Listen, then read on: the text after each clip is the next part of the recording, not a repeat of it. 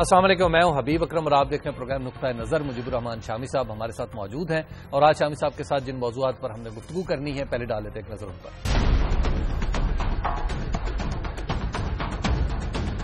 طالبان کی میزبانی میں مذاکرات کے دوسرے مرحلے کا آغاز، قیدیوں کی رہائی اور جنگ بندی میں توسیع پر گفتگو۔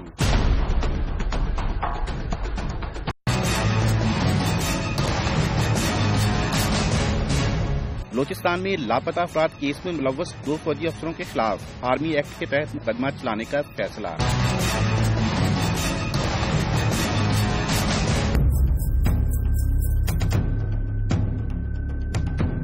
بنگلہ دیش میں پاکستانی کرکٹ ٹیم کی حمایت میں پاکستانی جھنڈے پر بھی پابندی۔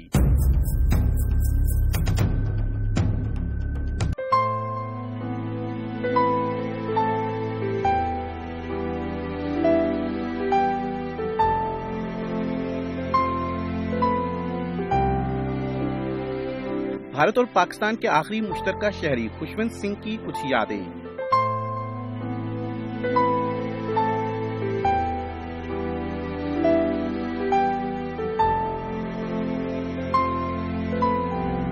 جی، آج کی سب سے پہلی خبر کہ مذاکرات کے دوسرے مرحلے کا آغاز ہو گیا طالبان سے، اور شامی صاحب آج طالبان مہمان تھے اور ہماری حکومتی کمیٹی میزبان۔ جی، طالبان میزبان تھے اور حکومتی کمیٹی آغاز آپ کو اتنے متاثر ہو گئے، آپ ان سے ہوش آپ کے اڑ گئے۔ ایکچولی مرحلہ اتنا بڑا طے ہو گیا تھا، طالبان مہمان نہیں تھے، میزبان تھے اور حکومتی کمیٹی جو تھی وہ مہمان تھی۔ ویسے وہ یہ جو ہمارے دانشور ہیں اور تجزیہ کار ہیں، جی انہی کے اثرات ہو گئے آپ پر۔ ہاں، لگ رہا ہے کسی کے آتے ہی ہوش ایسے اڑے ساقی کے، جی شراب سیخ پہ ڈالی کباب شیشے میں۔ جی تو بہرحال ایک اچھی بات ہے، اب چیزیں آگے بڑھ رہی ہیں اور جو طالبان کے نمائندے ہیں اور ترجمان ہیں ان کی ٹون بھی بدلی ہے اور لگتا ہے کہ کوئی ایسی پیش رفت ہو رہی ہے جس کے نتیجے میں اطمینان کا اظہار کیا جا سکے گا۔ بالکل، لیکن شامی صاحب آج جب مذاکرات کا آغاز ہوا، جو خبریں آ رہی تھی وہ یہ تھی کہ سب سے پہلے انہوں نے ایک سوال کیا طالبان نے کہ آپ کے پاس اختیارات کتنے ہیں؟ ہاں، اختیارات تو دیکھیں نا، ان کو چودھری نثار علی صاحب نے بتا دیا ہوگا کہ مختار ہیں، ان کے پاس جو چاہے کر لیں، اور چودھری نثار علی صاحب کے پاس دائرہ اختیارات اپنے نہیں ہیں، وہ وزیر اعظم کے ہیں، اور وزیر اعظم جو ہیں وہ بھی اب قادر مطلق تو نہیں ہے، تو وزیر اعظم کے اختیارات بھی ایک دائرے میں ہیں کانسٹیٹیوشن کے، ٹھیک، پھر وزارت داخلہ کے اختیارات آتے ہیں، پھر اس کمیٹی کے آتے ہیں، تو یہ جتنے بھی آپ کہہ لیں کہ وسیع اختیارات ہیں، بہرحال ان کی ایک حدود ہوتی ہے، جی، اور جتنے بھی آپ کہہ لیں کہ یہ کم ہے اتنی ان کی ایک وسعت بھی ہوتی ہے۔ شامی صاحب، ناصر داور صاحب ہیں ہمارے سینئر کورسپونڈنٹ ہیں اور وہ اس حوالے سے ہمیں بتا رہے ہیں کہ آج کیا ہوا اور کیا خبریں نکل رہی ہیں۔ جی السلام علیکم ناصر۔ وعلیکم السلام۔ تو ناصر صاحب کیا دیکھا آپ نے، کیا سنا، کیا ہوا آج اور کہاں ہوا؟ دیکھیے، ہاں آج جو ہے ہانگو کا ایک تحصیل ہے، ہانگو ڈسٹرکٹ کا ٹل، یہاں پر ہیلی کاپٹر کے ذریعے وہ لوگ پہنچ گئے۔ اس کے بعد ٹل سے جنوب کی طرف شمالی وزیرستان کو جو راستہ جا رہی ہے، یہاں پر اورگزئی ایجنسی کا علاقہ ہے، ایک گاؤں ہے بلند خیل کے مقام پر یہاں پر مذاکرات ہونے تھے اور یہاں پر مذاکرات شروع ہو گئے، اور اس دوران یہ بھی ہم نے دیکھا کہ جو ٹل اور شمالی وزیرستان جو مین شاہراہ ہے وہ بھی مسلح طالبان نے بند کر کے، تاکہ اس کمیٹی کے جو مذاکرات کے دوران ایسا نہ ہو کہ کوئی جو تیسری قوت کی بات ہو رہی ہے وہ سبوٹاژ کرنے کی کوشش کریں، اور طالبان نہیں چاہتے ہیں کہ کسی طریقے سے بھی یہاں پر کوئی ایسی فضا قائم ہو سکے جو ان کمیٹیوں کے بیچ میں بدگمانی کا شکار ہو جائے یا اس قسم کی تخریبی کارروائیوں کا بھی امکان تھا۔ تو یہاں پر طالبان نے پورے علاقے کو کارڈن آف کیا تھا اور شمالی وزیرستان جانے والے جو سیراتی ٹل سے وہ بھی بند کر دیا تھا۔ سخت حفاظتی انتظامات تھے۔ ہاں بالکل، سیکیورٹی کے انہوں نے خود یہ انتظامات سنبھال لیے تھے، اور سب سے اہم بات جو ہے یہاں پر سامنے جو آ رہی ہے وہ یہ کہ طالبان کی طرف سے جو ابھی اسٹیٹمنٹ آ رہے ہیں، سعید اللہ شاہد بڑے مطمئن ہیں اور وہ کہہ رہے ہیں کہ کمیٹی کے اراکین ہمارے مہمان ہیں، بالکل ان کو مہمان کی طرح انہوں نے رکھے ہیں، اور انتہائی ہی خوشگوار ماحول میں آج ملاقات ہوئی ہے، مذاکرات ہو چکے ہیں، اور कैदियों के तबादले पर बात हो रही है, क्योंकि दूसरा मरहला है। यहाँ पर सीजफायर में भी शायद इस पर भी इत्तेफाक हुआ हो, लेकिन अभी उनका स्टेटमेंट सामने नहीं आया है कि जो सीजफायर है उसमें तोसी नहीं। कमेटियां वापस आ गई हैं, ये कमेटी के अरकान वापस आ गए, ये वही हैं अभी तक तो वही है। और शायद चूंकि बिल्कुल टल के साथ जो डिस्ट्रिक्ट एरिया है 20 मिनट ड्राइव पर है यहाँ ये इलाका, इसके लिए कोई मसला नहीं है वो वहां पर जाने में। लेकिन अभी शायद वो जो नमाज का वक्त वक्फा हुआ था शाम को वो उधर ही थे, लेकिन शायद अभी आ जाए, आने का भी इम्कान है कि वो निकल जाए, क्योंकि टल जो डिस्ट्रिक्ट है यहाँ पर कोई मसला नहीं है इनके लिए। ये बिल्कुल 20 मिनट के फासले पर है इस मकाम से जहाँ पर मुज़ाकिरात होने थे, तो शायद वो वापस आ जाए। लेकिन अभी तक शाम की नमाज के वक्त तक वो पता नहीं है कि वापस आएंगे या वहीं रह जाएंगे। इम्कान तो यही जाहिर किया जा रहा है कि शायद वो वापस आ जाए, क्योंकि उन्होंने ठीक ठाक बात की है तालिबान शुरा के साथ। जो कारी शकील की सरबराही में लोग बैठे थे, तकरीबन 13 लोग मौजूद थे तालिबान के, और जो हुकूमती जो तालिबान की नज़रत कमेटी है वो भी यहाँ पर थे, और तालिबान के शुरा के अरकान भी थे, और तालिबान की क़यादत के बाज़ लोग भी इसी इलाके में मौजूद थे। मौलाना समीउल हक भी थे यहाँ। बिल्कुल, मौलाना समीउल हक भी इसमें शरीक थे, प्रोफेसर इब्राहिम भी इसमें शरीक थे, और मौलाना यूसुफ साहब भी इसमें शरीक थे। और तालिबान की तरफ से जो है कारी शकील की सरबराही में जो सियासी शुरा अरकान है वो भी यहाँ पर मौजूद थे। मेजर आमिर साहब भी आए थे यहाँ जी। मेजर आमिर साहब मेजर आमिर के हवाले से अभी तक मुतअद्दिद इत्तलात है, लेकिन किसी भी तलब ने या तालिबान का सोर्स ने या वहाँ पर जो कमेटी के अरकान है इसने इसकी तस्दीक नहीं की है कि वो आए हैं या नहीं। लेकिन हो सकता है क्योंकि वो उसका भी बहुत बड़ा कंट्रीब्यूशन है इस प्रोसेस शुरू करने में, और तालिबान के साथ उन्होंने पहले भी नशिस्तें की हैं, शायद इसकी खिदमत अभी तक ली जा रही है, क्योंकि ऐसे लोग बहुत कम है जो मुज़ाकिरात को कामयाबी की तरफ ले जाने की सलाहियत रखते हैं। तो उसमें मेजर आमिर का भी एक नाम आ रहा है कि वो तालिबान के साथ बात भी कर सकते हैं और तालिबान की मिजाज को भी समझते हैं कि किस तरीके से इनको ट्रीट करना है।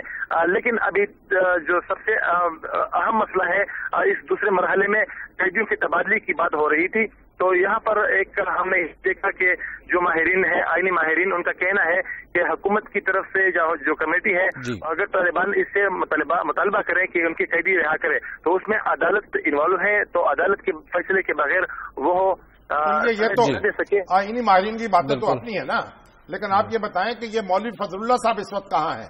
वो भी कहीं इर्द गिर्द हैं या उनसे भी राब्ता हो सकता है? नहीं, मौलवी फजलुल्लाह के हवाले से जो बताया जा रहा है वो अभी तक इस इलाके में नहीं आए हैं। वो अफगानिस्तान के सूबा कुल्लड़ ही में और नूरिस्तान में अभी तक रह रहे हैं, वहां पर है। लेकिन जो खालिद हक्कानी है, उनके नायब, वो इस इलाके में मौजूद है, और शायद ये भी कहा जा रहा है कि वो भी इस ही इलाके में मौजूद थे। बिल्कुल बेटा तो नहीं है इस जो मुज़ाकिराती मीटिंग चल रही थी। मौलवी फजलुल्लाह की हमायत या पुष्टपनाही हासिल है इन तालिबान लीडरों को? बिल्कुल इनको पुष्टपनाही भी हासिल है, और मौला जो खालिद हक्कानी है, जो नायब अमीर है तहरीक तालिबान पाकिस्तान के, उनको बाइख्तियार बनाया है मौलाना फजलुल्लाह ने कि इस किस्म की अमन की तरफ जो भी बात है, हम इलाके में अमन अगर आ सकता है तो बिल्कुल आने दे, और हमारा कोई एतराज नहीं होगा इस पर। तो पूरी जो सियासी कमेटी है वो भी बाइख्तियार है, और आज भी हुकूमती कमेटी से भी इख्तियार की बात सवाल किया है उन्होंने कि आप कितने बाइख्तियार हैं। जो इख्तियार की बात हो रही है वो ये कि उनके जो तालिबान है वो कैदियों के तबादले के हवाले से इस इख्तियार है या नहीं है, इसी हवाले से वो बात कर रहे थे। मुश्तरका बयान जारी होने की तवक्को है? सॉरी, आपका जरा अपना सवाल रिपीट कीजिएगा। मुश्तरका बयान जारी होगा इन मुज़ाकरात के हवाले से? नहीं, अभी तक बयान सामने नहीं आएगा, और इनका कहना है कि जो कमेटी अरकान वापस आ जाए वो मीडिया से बात कर लेंगे। पहले तो अपनी मीटिंग होगी इनका, इसके बाद फिर एलानिया जारी होगा इस मुलाकात का। लेकिन आज जो तालिबान के साथ जो मीटिंग हो चुका है वो तब तक सामने नहीं आएगा इसका स्टेटमेंट, जब तक अपना यहाँ पर आके मीटिंग न करे अपना। जी, बहुत शुक्रिया नासिर आपका कि आप हमें अपडेट कर रहे थे। शम्स, अब आगे बढ़ने से पहले एक ब्रेक ले लेते हैं, ब्रेक के बाद गुफ्तगू यहीं से आगे बढ़ाएंगे। आप देखते रहिए नुक्ता नज़र।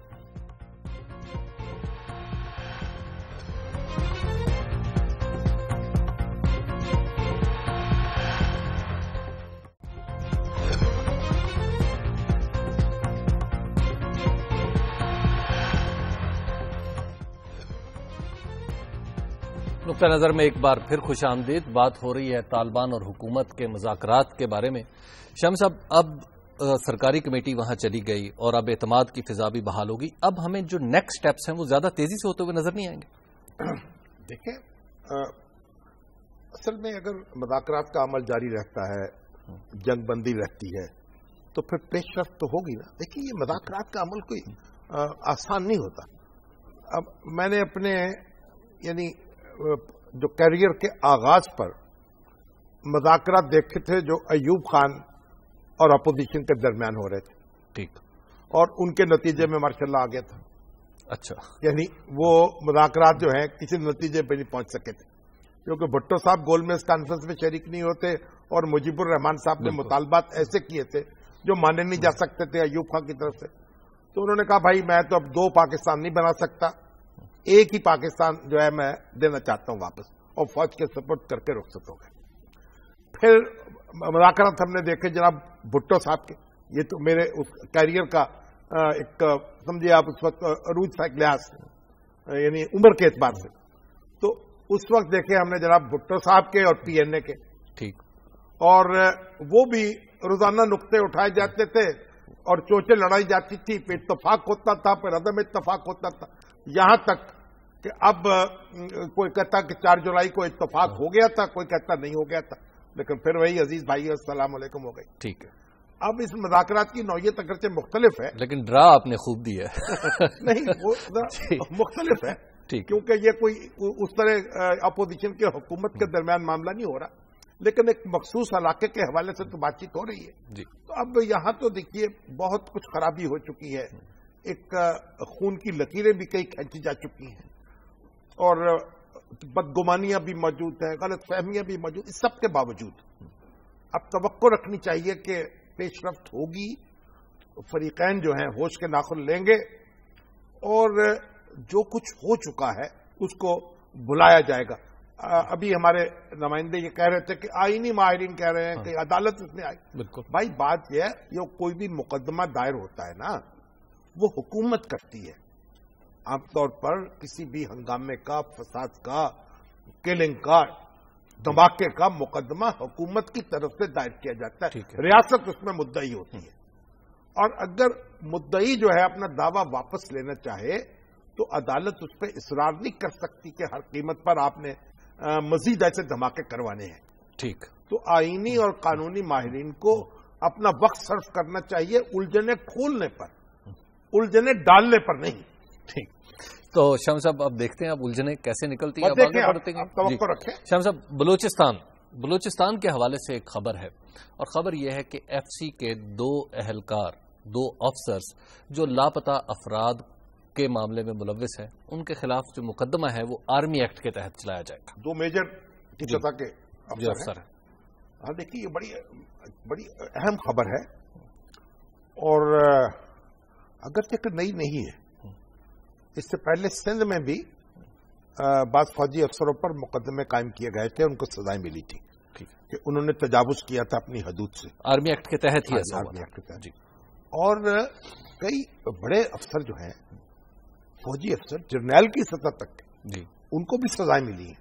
ٹھیک ہے. ظہیر الاسلام عباسی صاحب، ان کے جو برگیڈیئر تھے نصر اللہ، یہ کیا نام تھا ان کا، کہ بغاوت کی کوشش کر رہے تھے، یعنی انڈسپلن پھیلا رہے تھے. یعنی بغاوت جو ہے یا اپنی رائے پر اصرار کرنا، یہ بھی ایک انڈسپلن ہے نا. بالکل. اور اپنی اختیارات سے تجاوز کرنا، یہ بھی ایک انڈسپلن ہے. اس کی جہتیں مختلف ہو سکتی ہیں. تو اب کوئی اگر آرمی آفیسر اپنے اختیارات سے تجاوز کرتا ہے اور قانون کے دائرے کو عبور کرتے ہوئے کارروائی کرتا ہے، تو ظاہر ہے کہ پھر اس کے خلاف کارروائی ہو سکتی ہے. اگرچہ کہ یہ دیکھنا پڑے گا کہ کن حالات میں یہ کارروائی ہوئی.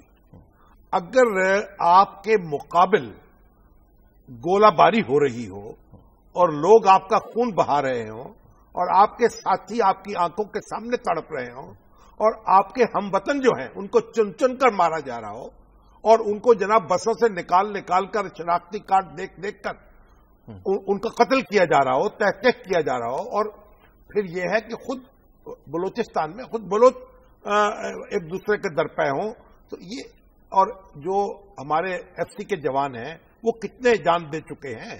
جی اور ان کی لاشیں گر رہی ہوں تو اگر کوئی توازن کھو بیٹھے تو پھر آپ اس کو یہ نہیں کہہ سکتے کہ بھائی اس کو ہم پھانسی پر لٹکائیں گے. ٹھیک. دیکھیے یہ جو ایک ماحول بھی ہوتا ہے ہمیں یہ بھی سمجھنا ہوگا نا. جنگی ماحول ہے یہ تو تقریباً. ایف سی کے نوجوان جو ہیں ان کے کوئی ذاتی مفادات نہیں تھے, ان کا کوئی ذاتی جھگڑا نہیں تھا. ان کو ایک مخصوص حال, جب آپ یہ کہتے ہیں نا ناراض بلوچ, ناراض پختون ہے نا جی, ناراض لوگ, تو ناراض لوگوں کو جو الاؤنس دیتے ہیں کہ حالات کی وجہ سے یہ ناراض ہو گئے اور ان کی ساری قانون شکنی جو ہے اس کو برداشت کرتے ہیں, تو یہ جو ڈسپلن فورسز ہیں ہماری, اگرچہ میں اس کی حمایت نہیں کر رہا ناراضگی, لیکن ناراض ہو سکتے ہیں یہ بھی, مشتعل ہو سکتے ہیں, انسان ہے نا آخر. اگر اپنے ساتھیوں کا خون بہتا دیکھیں گے تو بہانے والوں پر کچھ نہ کچھ کر گزرے تو پھر آپ اتنا واویلا نہیں کرنا چاہیے. لیکن بہرحال قانون ہے. ابھی تو آپ دیکھیے ہم نے 2 دن گزارے, آپ نے تو 3 دن گزارے. بالکل. کوئٹہ میں جی ہم نے 2 دن گزارے, تو فوجی حکام سے بھی ملاقاتیں ہوئیں, اور میں تو نہیں تھا اس وقت, نبی بخش یہ نہیں تھا, ثناء اللہ ظہری سے بھی ملاقات ہوئی, ان کے رفقا سے, اور ہمارے جو چیف منسٹر ہیں جی مالک صاحب بھی ہم نے ناشتہ کیا, مالک صاحب جو ہے, اور تفصیلی تبادلہ خیال ہوا. تو بلوچستان میں حالات میں ایک بہتری تو آ رہی ہے, یعنی جو فرقہ وارانہ ٹارگٹ کلرز ہیں وہ بھی پکڑے گئے ہیں, اور بڑی ایک جانپہچانی سے کام کیا ہے قانون نافذ کرنے والے اداروں نے. اور اگرچہ کہ جو ہمارے وہ ہے نا ہزارہ, ان کا خوف ابھی دور نہیں ہوا, ابھی ان کی بہت پریشانیاں باقی ہیں, بالکل, لیکن درست سمت میں اقدامات ہو رہے ہیں, ہاتھ پہنچ رہا ہے اب تک, اور امید بھی باقی ہے, کیونکہ یہ جو مالک صاحب ہے نا, ڈاکٹر مالک صاحب, یہ بات تو امید کی کرتے ہیں نا, دیانت کی کرتے ہیں, امانت کی کرتے ہیں, کہتے ہیں پیسہ صحیح خرچ ہوگا ڈیولپمنٹ کے لیے. اب یہ بھی کہا جاتا ہے کبھی یہ جو ڈیولپمنٹ کا کام پھر ان کے سپورٹ ہو جائے گا ارکان اسمبلی کے, لیکن ارکان اسمبلی کے سپورٹ میرا خیال ڈیولپمنٹ کا کام نہیں ہوگا, وہ اسکیمیں دے سکیں گے, جی خرچہ کرے گی. تو یہ بات تو اب وفاقی حکومت اور صوبائی حکومت پر لازم ہے, یہ مسلم لیگ نون بھی تو شریک ہے نا اس میں, بالکل, کہ ان پہ لازم ہے کہ اس کی مانیٹرنگ کا انتظام کرے, اہتمام کرے. ٹھیک. شام صاحب ایک بریک کا وقت آ گیا, بریک کے بعد پھر گفتگو یہیں سے آگے بڑھاتے ہیں, آپ دیکھتے رہیے نقطہ نظر.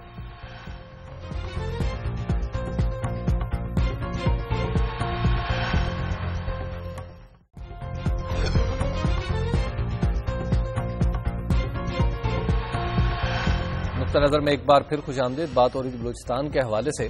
شام صاحب, بلوچستان میں جو بہتری آ رہی ہے, کیا اس کی ایٹریبیوشن ہم کچھ سخت اقدامات کو بھی دے سکتے ہیں جو وہاں پہ قانون نافذ کرنے والے ادارے کر رہے ہیں؟ سخت اقدامات جو ہے نا جی, وہ بھی ایک اس کی بڑی ایک عجیب تشریح ہے. سختی کا مطلب یہ ہوتا ہے کہ وہاں سختی کی جائے جہاں کرنی ہے. جی, یہ نہیں ہے کہ مظاہرہ آپ کر رہے ہیں اور لاٹھی میرے سر پہ مار دی جائے. تو سختی تو ہوگی, لیکن یعنی بے موقع ہوگی.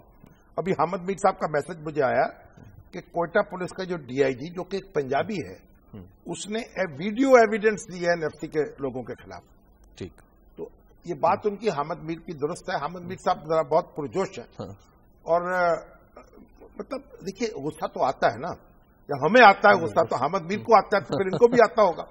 ہم یہ نہیں کہہ رہے کہ یہ جو اقدام ہے ماورا قانون یہ درست ہے, یقیناً اس پہ گرفت ہونی چاہیے. تو شام صاحب قانون کی عدالتوں میں چلے جائیں نا لوگ. نہیں, عدالتوں میں تو 1 سال مقدمے, وہ کتنی کہانیاں ہم نے سنی ہیں وہاں کہ ملزم پکڑے گئے رنگے ہاتھوں اور ان کے بعد عدالتوں کے حوالے کیے گئے, ان کو باہر آ گئے.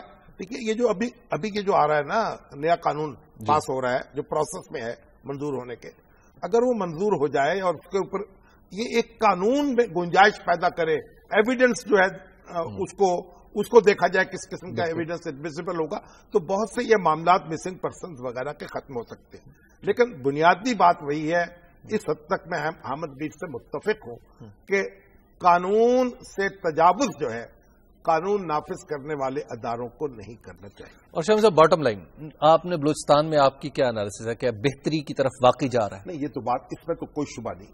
بیچارے جو ڈاکٹر مالک ہیں جی, وہ کیا کہنا چاہیے, 3 بیویوں کو شوہر وہ خود کو کہتے ہیں.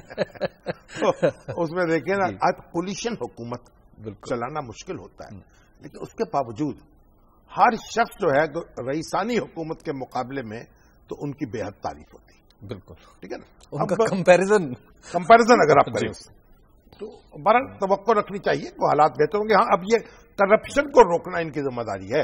ایک ایک پیسہ لگنا چاہیے, اور اس میں مسلم لیگ نون کیونکہ پارٹنر ہے حکومت میں, اس پر لازم ہے کہ مانیٹرنگ کا سخت انتظام کرائے, اور خود ڈاکٹر مالک صاحب بھی کریں.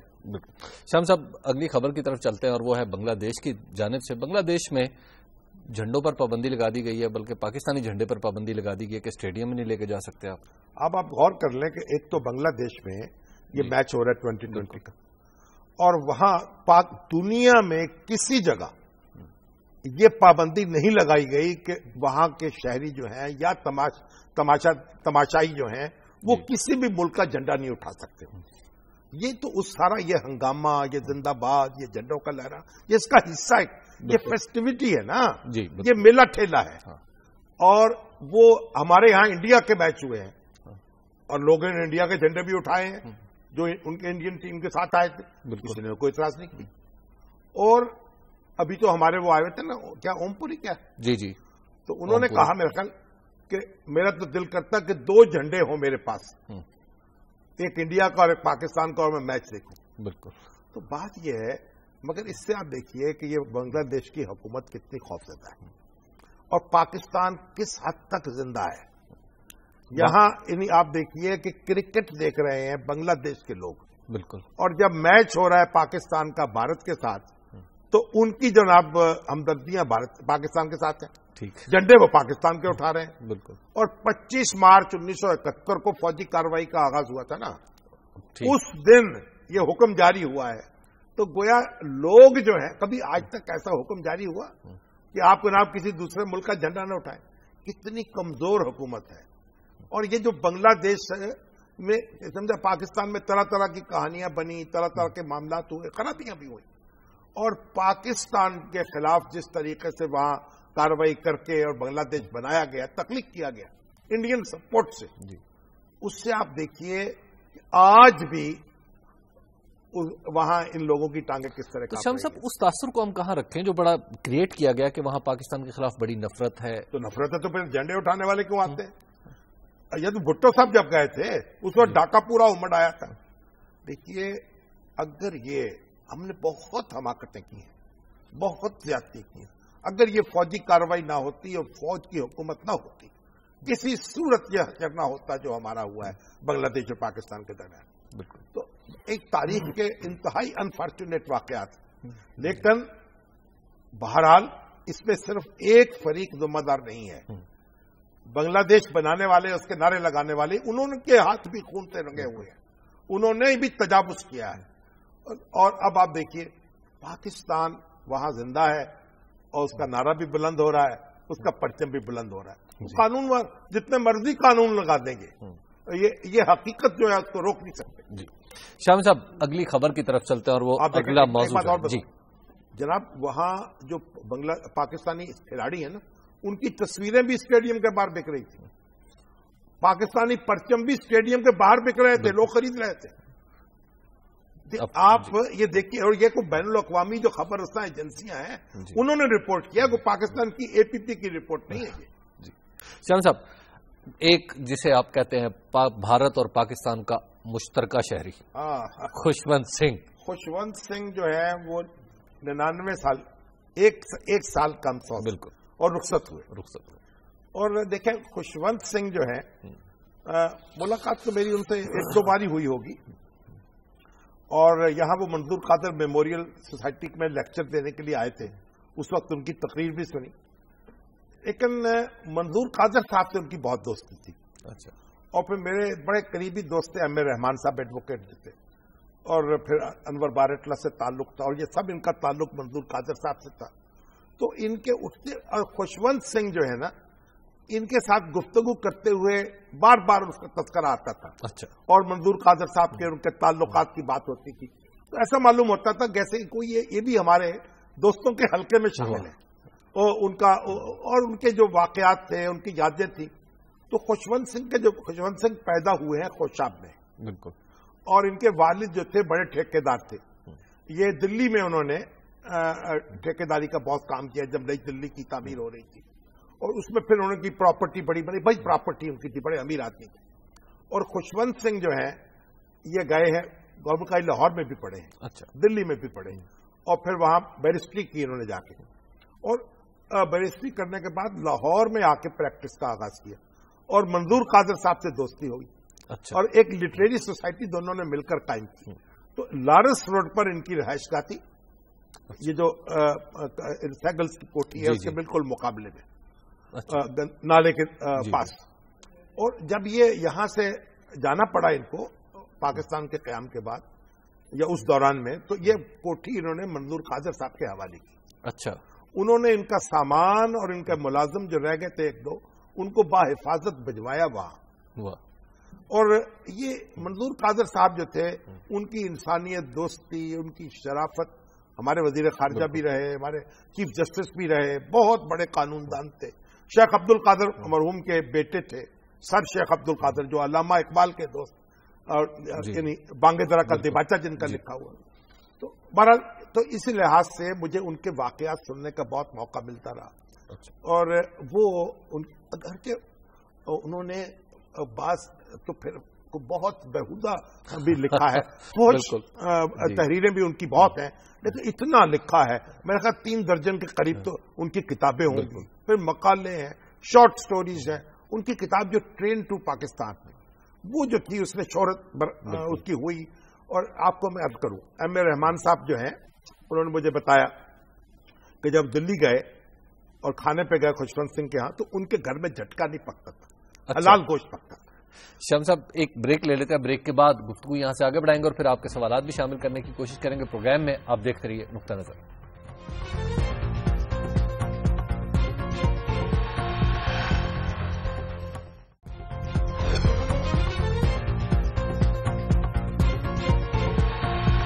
नजर में एक बार फिर खुश आमदीद। बात हो रही थी खुशवंत सिंह की, और शम्स साहब आप बता रहे थे कि झटका नहीं खाते थे। अभी जावेद नवाज साहब का मस्कत से मैसेज आया है कि क्या आप खुशवंत सिंह लाइब्रेरी लाहौर में कायम करना चाहेंगे या ऐसे पसंद करेंगे?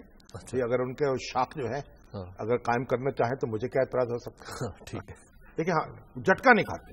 और बड़ा एम ए रहमान साहब बताया करते, जब वो गए उनके घर दफ्तर में ना, तो उनकी मेज के पीछे अल्लाह का कतबा लगा हुआ था। अच्छा। घर में दाखिल हुए तो ड्राइंग रूम का जो पर्दा था ना, उसके ऊपर अस्सलाम वालेकुम का कतबा लगा हुआ था। तो पूछा, जी आप झटका क्यों नहीं खाते? की बहस। मंजूर कादर साहब जो थे, उनकी बड़ी बहस होती रहती थी अपने सिख दोस्तों के साथ। तो फैसलाबाद गए तो सिख दोस्त इकट्ठे हो गए, तो मंजूर कादर झटके के ऊपर गुफ्तगू शुरू हुई। तो उन्होंने कहा कि झटका जो है वो मुज़र सेहत है। और इसके बाद उन्होंने गोश्त के 2 टुकड़े मंगवाए, एक झटके का था और एक हलाल हुआ था, और उनको 2 अलग अलग देगचियों में डाल दिया, उनमें पानी डाल दिया। 2-3 मिनट के बाद का आप पानी फेंको, तो जो झटके वाला गोश्त था उसमें खून ज्यादा था और दूसरे में कम था।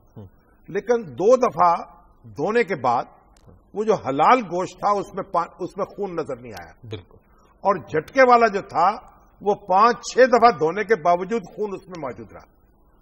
ठीक। तो उनको कहा जनाब मंजूर कादर साहब ने कि देखिए, ये जो झटका है ये खून खाते हैं, ये मुज़र सेहत है, इसमें बदबू आती है, और हलाल गोश्त जो है ये पाकीज़ा है, इसमें खून निकल जाता है। तो वो जो सिख दोस्त थे उनके, उसके बाद उन्होंने झटका खाना बंद कर दिया। और खुशवंत सिंह भी उनमें शामिल थे।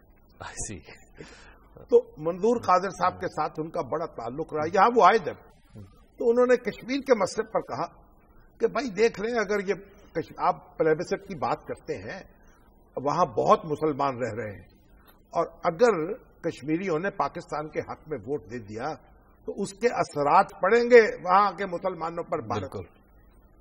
ये बात जब तो है। ये पीसी में उन्होंने कही, इसमें वहां तो सारे जदीद लोग थे, मम्मी डैडी ग्रुप का काफी लोग मौजूद थे, लेकिन उस पर एक एहतजाज की सी आवाज बुलंद हुई। गोया लोग इस दलील को मानने के लिए तैयार नहीं थे। बहरहाल खुशवंत सिंह पाकिस्तान के साथ एक बड़ी दिलचस्पी रखते थे, पाकिस्तान के वकील समझे जाते थे वहां, बल्कि उनके एजेंट समझा जाता था पाकिस्तान को। اور انہوں نے بہت لکھا، ایڈیٹر بھی رہے، ایک السٹریٹڈ ویکلی آف انڈیا کے، ہندوستان ٹائمز کے بھی ایڈیٹر رہے، اور ان کو خطاب بھی پدم بھوشن کا خطاب ملا، جو جب امرتسر پہ دربار صاحب پہ حملہ کیا اندرا گاندھی نے، انہوں نے وہ خطاب واپس کر دیا۔ راجیہ سبھا کے ممبر بھی رہے اور کئی کام کیے بھائی، وہ یعنی اخبار انفارمیشن گروپ میں بھرتی ہو گئے، سول سروس میں بیٹھے اور وکیل بنے، اور پھر بالآخر اخبار نویس کے طور پر، رائٹر کے طور پر انہوں نے نام کمایا، اور تمام تر اپنی بے احتیاطی کے باوجود جو ان کی تحریروں میں موجود ہے، وہ ایک زندہ اور بہت متحرک شخصیت ہے، اور اپنے آپ کو وہ پاکستان اور ہندوستان کا ایک مشترکہ شہری سمجھتے رہے۔ اور اب دیکھیے جنرل ضیاء الحق کے دور میں جب وہ یہاں آئے تو جنرل ضیاء الحق جب سے ملنے گئے تو دیکھا تو سامنے شیلف میں ان کی کتابیں رکھی ہوئی ہیں کرینے سے، ٹھیک، اور اس کے بعد جنرل ضیاء الحق نے کتاب اٹھائی اور کہا کہ جناب یہ بات تو بعد میں کرتے ہیں، ذرا پہلے یہاں آپ نے آٹوگراف دے دیجیے۔ تو بس خوشونت سنگھ گھائل ہو گئے اس کے بعد، اور وہ ضیاء الحق صاحب کے اور صاف حمیدہ کے بڑے قائل رہے اور ان کی تعریف کرتے رہے۔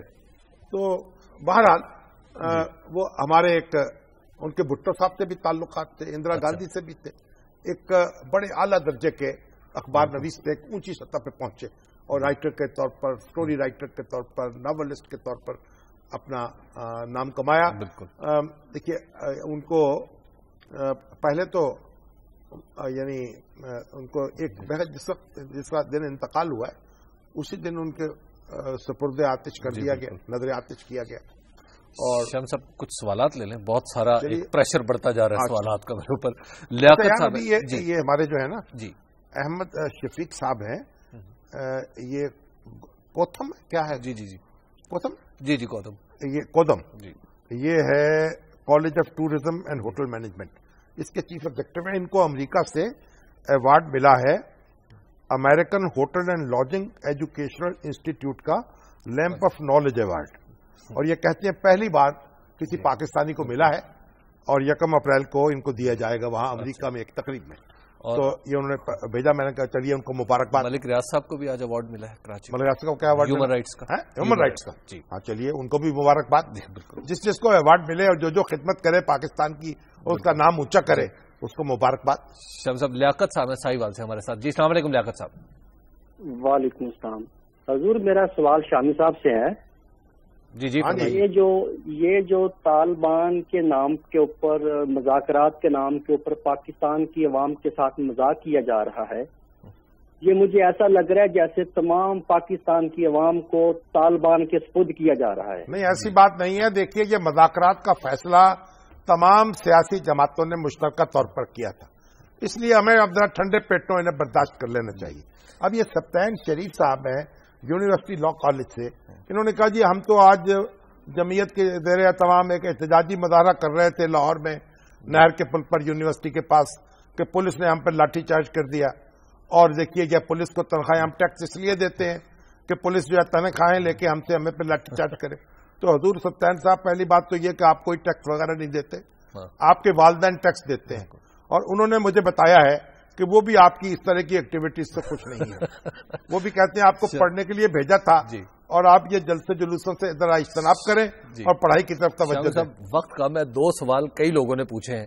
وہ ایک سوال تو یہ ہے کہ بنگلہ دیش میں جھنڈے کے ساتھ ساتھ جماعت اسلامی پر بھی پابندی لگائی جانے کی بات پر بھی پابندی لگانے کا امکان ہے، لیکن یہ 2 الگ موضوعات ہیں۔ جی بہرحال جماعت اسلامی کی بھی ایک نسبت تو پاکستان سے ہے نا، سزا تو اس کو پاکستان کا ساتھ دینے کی مل رہی ہے۔ ابھی یہ یاد احمد والا صاحب ہے، سیکرٹری ڈسٹرکٹ بار ایسوسی ایشن فیصل آباد کے، یہ کہتے ہیں یہاں سمندری میں وکیلوں پر لاٹھی چارج ہوا ہے، 16 زخمی ہوئے ہیں، 27 تاریخ کو مکمل ہڑتال کریں گے ہم ڈویژن میں۔ لاٹھی چارج پولیس نے کیا ہے، اس کی سزا بھگتیں گے جناب ہمارے کلائنٹس، موکل غریب، ان کی عدالتیں بند رہیں گی، وہ خوار ہوں گے۔ یہ ذرا اس پہ بھی تو غور کر لیجئے حضور اعجاز احمد صاحب والا صاحب، ان بیچاروں پر بھی رحم کر دیجئے جو آپ کو فیسیں دے کر وکیل مقرر کرتے ہیں۔ شاہ صاحب ہمارے آج کے پروگرام کا وقت ختم ہو گیا، پروڈیوسر صاحب جو ہے مسلسل چیخ رہے ہیں میرے کان میں، تو ہم لیتے اپنے ناظرین سے اجازت، کل پھر ملاقات کریں گے آپ سے، اللہ نگہبان۔